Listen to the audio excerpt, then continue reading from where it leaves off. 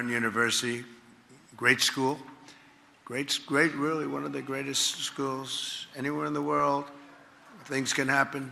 So to the 9 injured, get well fast, and to the families of those 2 that are no longer with us, I pay my deepest regards and respects from the United States of America. U.S. President Donald Trump has come under sharp criticism following his remarks on a deadly shooting at Brown University in Rhode Island, an attack that left 2 people dead and 9 others injured. Before we begin, however, I want to just pay my respects to the people. Unfortunately, 2 are no longer with us.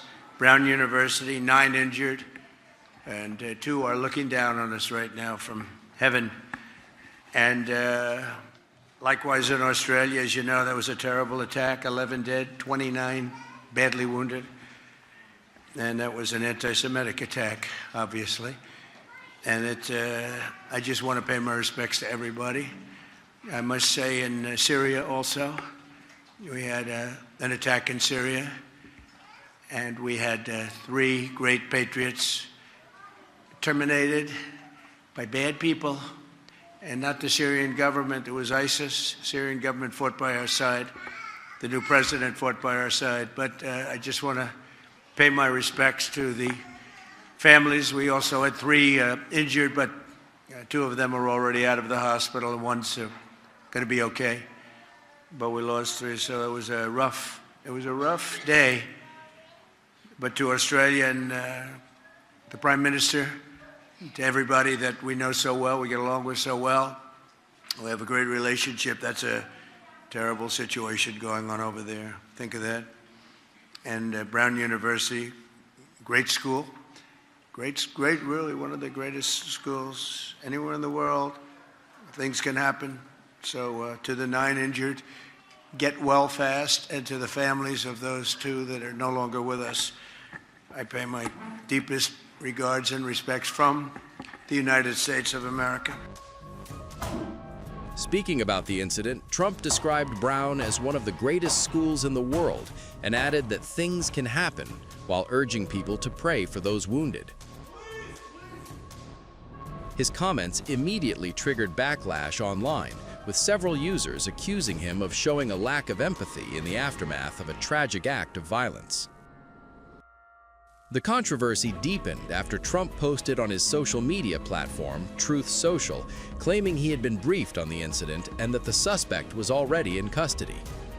"I have been briefed on the shooting that took place at Brown University in Rhode Island. The FBI is on the scene. The suspect is in custody. God bless the victims and the families of the victims," Trump wrote.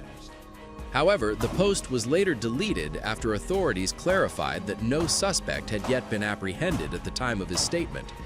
Trump subsequently acknowledged the error, saying Brown University police had corrected their earlier information and that the suspect is not in custody. According to local law enforcement, the shooting occurred inside the Barris and Holly Engineering Building in Providence during a final exam review session. Police said the attacker was a man in his 30s who was not enrolled at the university. He was later taken into custody as investigations continued.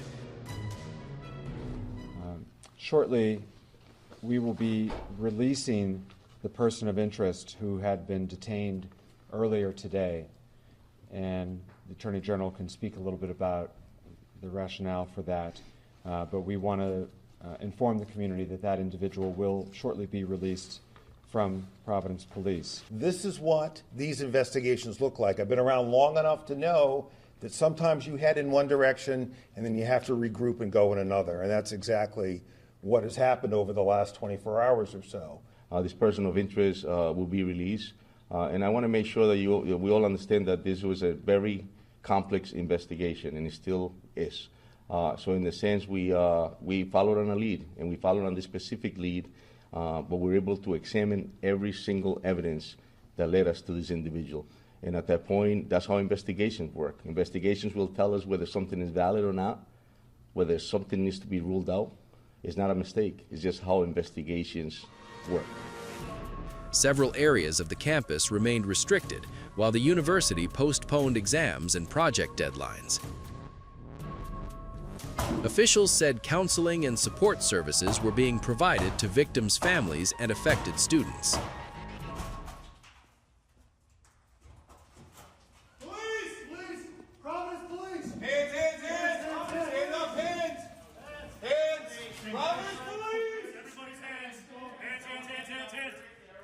Hands. Everybody get your hands. Hands. Just keep your hands up for us.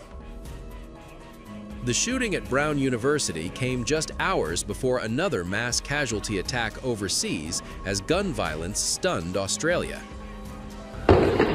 In Sydney, at least 15 people were killed and more than 40 others injured when two gunmen opened fire at Bondi Beach during a Jewish religious gathering marking Hanukkah. Witnesses told local media that as many as 50 shots were fired into the crowded beachfront area, one of the city's most popular tourist destinations. Australian police said the event was attended by nearly 1,000 people. One of the attackers, identified as 50-year-old Seethe Akram, was shot dead during a confrontation with police. The second suspect, his 24-year-old son, Naveed Akram, was critically injured and remains under police guard in hospital. Australian Prime Minister Anthony Albanese described the incident as shocking and distressing, offering condolences to the victims and their families. An act of anti-Semitism, an act of terrorism on our shores in an iconic Australian location, Bondi Beach, that is associated with joy, associated with families gathering, associated with celebrations, and it is forever tarnished by what has occurred last evening. This was an attack deliberately targeted at the Jewish community on the first day of Hanukkah, which of course should be a joyous celebration, and the Jewish community are hurting today. Today, all Australians wrap our arms around them and say, we stand with you. We will do whatever is necessary to stamp out anti-Semitism. It is a scourge, and we will eradicate it together. Amid the chaos at Bondi Beach, a bystander emerged as a hero. Australian media identified him as 43-year-old Ahmed Al-Ahmed, a fruit shop owner and father of two. Still, he's in the hospital and we don't know exactly what's going inside, but they said the doctor, he's very okay. And next 2 hours, they let us to go in and see Ahmed, because he's still inside and he do the operation. But we hope he will be fine. He's a hero, 100% he's a hero, because what we see on the social media, he's 100% hero. BBC verified video footage showed Ahmed charging at one of the gunmen, wrestling the firearm away and forcing the attacker to retreat. Ahmed sustained gunshot wounds to his arm and hand and underwent surgery, his family told 7 News Australia. He have 2 shots, one in his arm here and one in his hand. Authorities praised his actions, saying they likely prevented further loss of life. No tolerance for any kind of retribution or some kind of vindictive counter assault on anyone in our community. We are not going to allow ever a situation where we descend into some kind of lawlessness, and if you are considering participating in something like that, you can expect a massive, overwhelming police response. It will not be tolerated. We need to appeal for calm. We need to be in a situation where we're saying to the people of New South Wales, this is a horrible event. You have to allow the communities in New South Wales to heal.